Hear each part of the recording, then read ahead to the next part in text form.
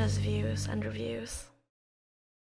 Hello again, and welcome to Iona's Views and Reviews. Today we're talking about the psychological themes within Fight Club, the 1999 film directed by David Fincher.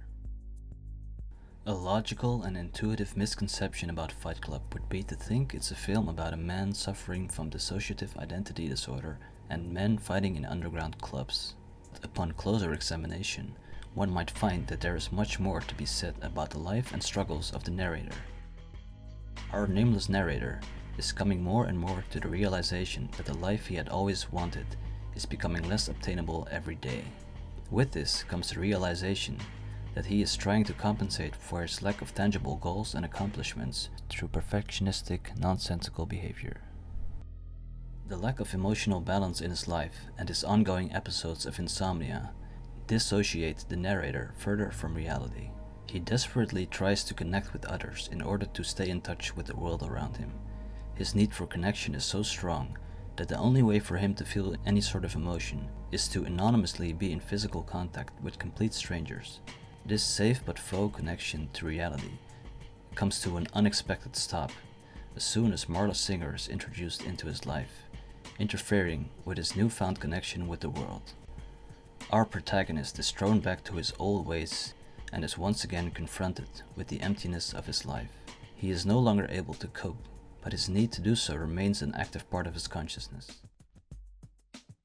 His ego gets so strongly confronted with the dependent nature of his existence that in order to cope with this, several defense mechanisms are activated and start dominating the narrator's reality.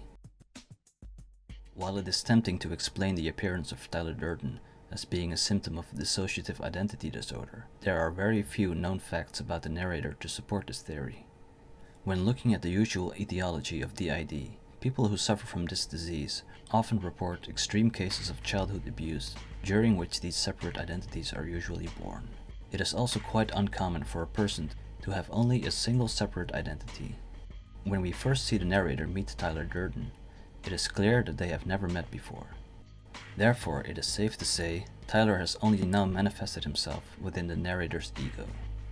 But if the protagonist is not suffering from dissociative identity disorder, how can the appearance of Tyler Durden be explained? And what purpose does he serve within the narrator's mind? All the narrator's dreams, wishes, and aspirations, beyond those that are obtainable through money and time investment, are represented by and manifested as Tyler Durden. As the narrator becomes good friends with Tyler, he quickly starts taking over more and more of Tyler's personality traits and attitudes. Through introjection, the narrator internalizes Tyler's personality and behavior. Introjection is a psychoanalytical term that can be defined as follows. It is an unconscious process by which a person incorporates into his or her own psychic apparatus the characteristics of another person or object. The person in question is usually someone that is admired or deemed safe, such as a parental figure and/or a role model. The fact that the narrator starts showing signs of introjection is a very sad yet interesting development, considering the fact that Tyler is a separate fictional entity within the narrator's mind. By assembling all his ideals and dreams into one idea, and subsequently interacting with this idea, either through a dialectic or vicarious means, the narrator is now able to internalize his ideal personality traits and mannerisms.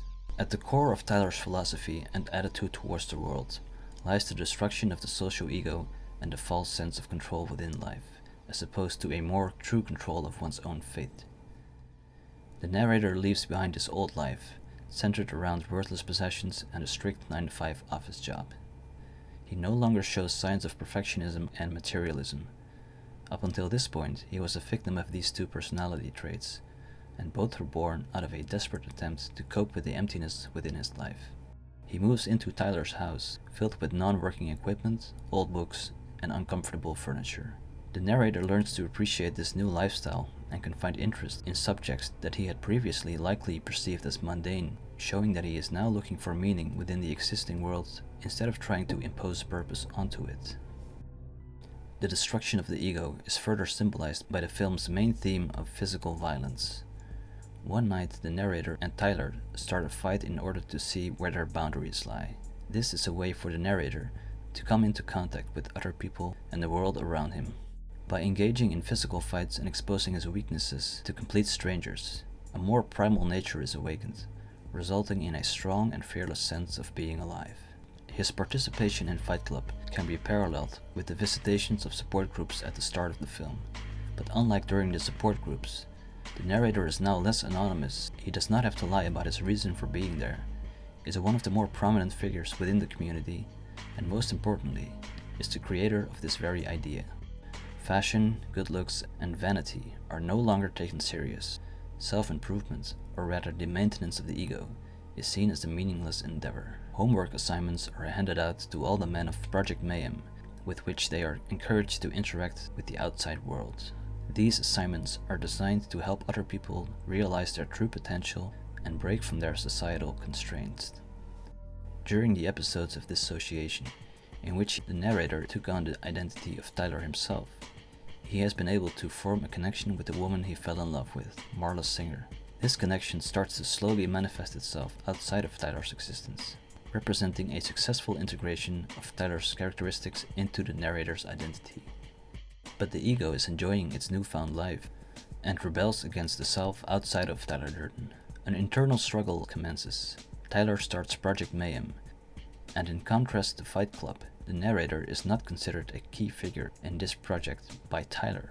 The relationship between Tyler and the narrator, or the ego and the now more independent conscious self, start to become more antagonistic. All these developments lead to an interesting paradox.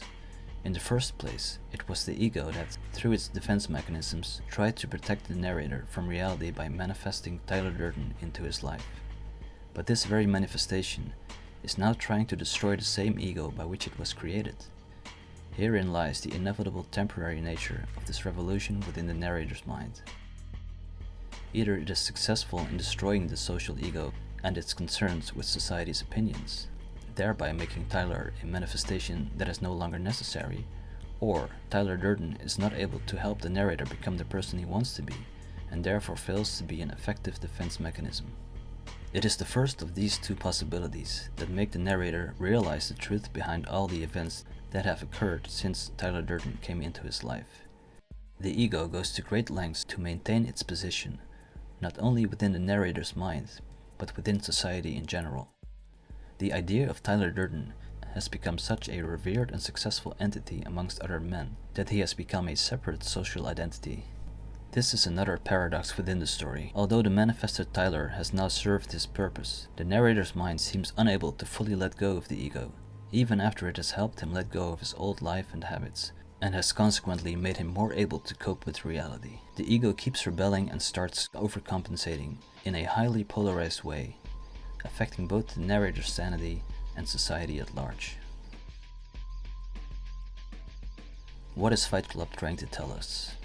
The narrator of the film had been living an inauthentic existence for such a long time that he could no longer cope with his own reality, forcing his ego to create Tyler Durden.